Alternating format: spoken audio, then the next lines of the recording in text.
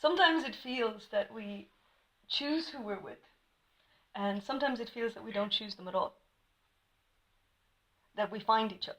And there's very interesting alchemy that happens when two people meet each other in that romantic way. When we're following that path of how we find each other, there can be a real feeling of familiarity when you meet somebody, that you're convinced that you've met them already. You ever have that feeling? Mm-hmm. Where do I know you from? We must have met somewhere before. Do you know this person? Do you know? Have you ever been there?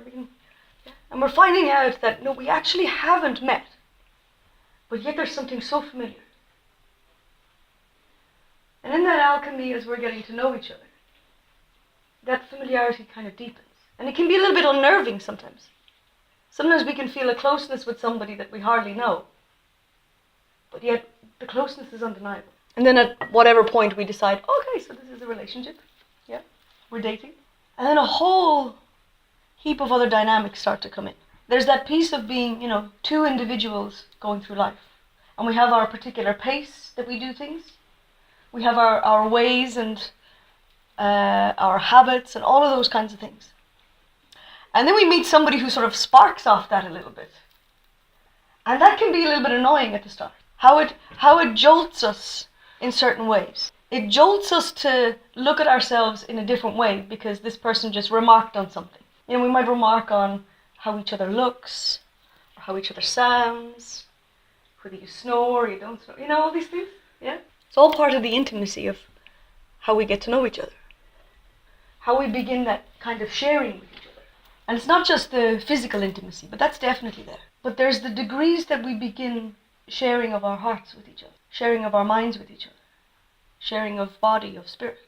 It's such a deep sharing with each other. And that can be unnerving. Sometimes that closeness can feel wonderful, and sometimes that closeness can feel a little bit annoying. It can feel like I don't know where my space is. It's a very particular kind of alchemy that happens.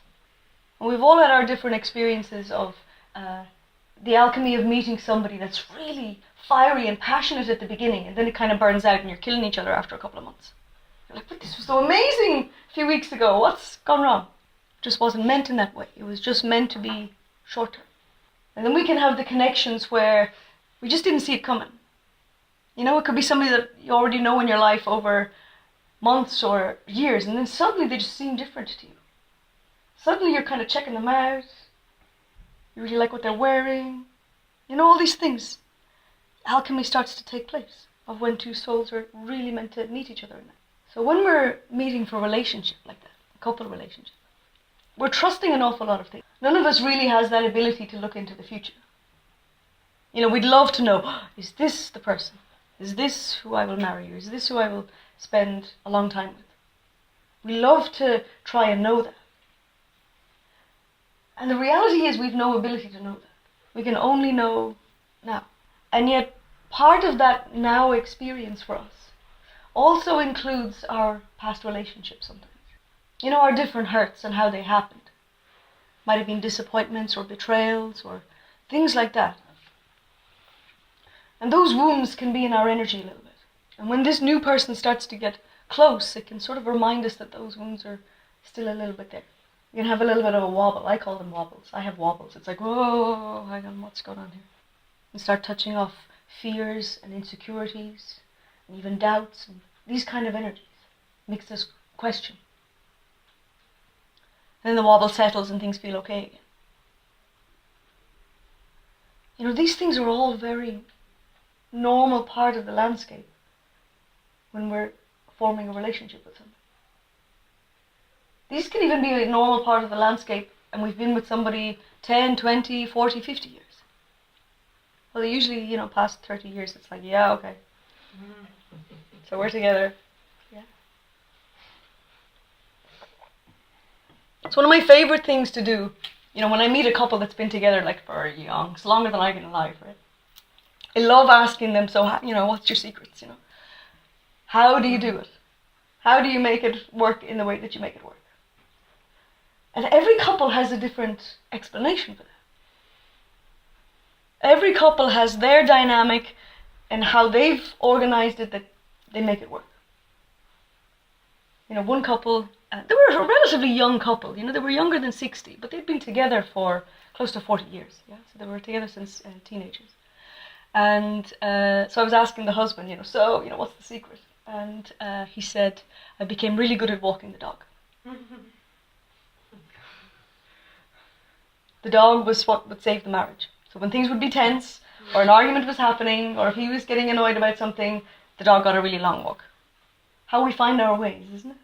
When I work with couples in couples therapy, number one area that things have broken down is communication.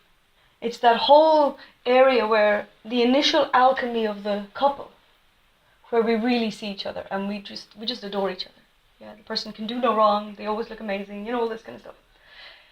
And then over time, the romance of that starts to change.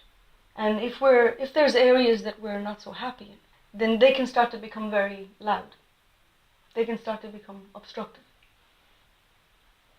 And the alchemy shifts from the couple dynamic into I and me again.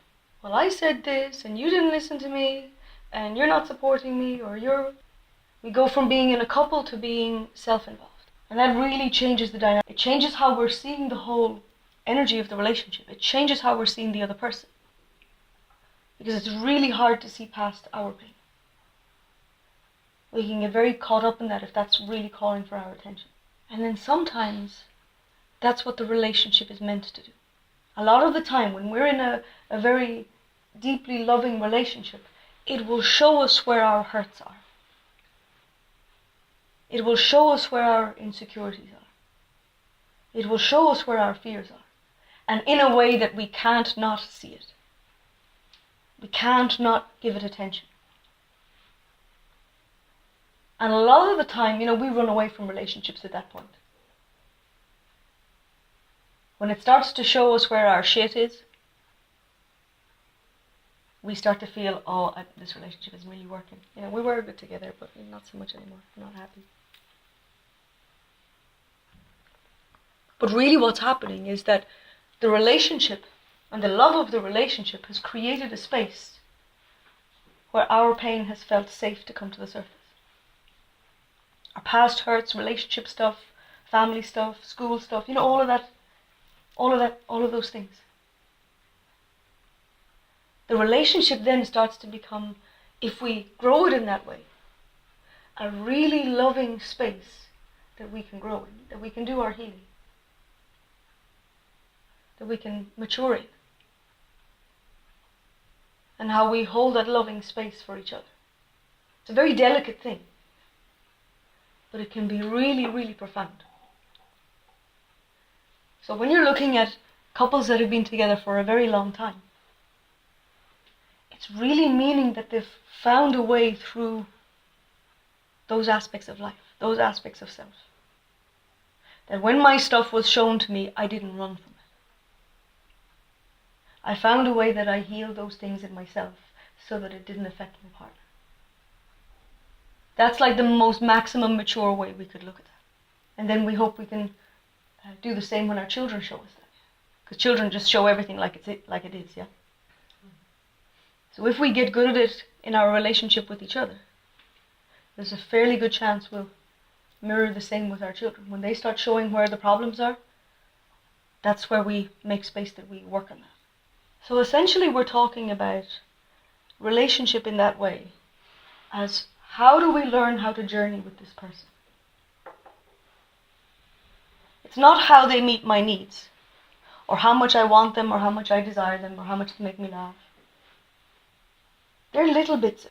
The depth of it is, how do I journey with this person? How do I do the life of me with this person beside me? How do I stay as true to me as I can? And support them to be as true to themselves as they can be. But that's our agenda. It's not how much you can make me happy.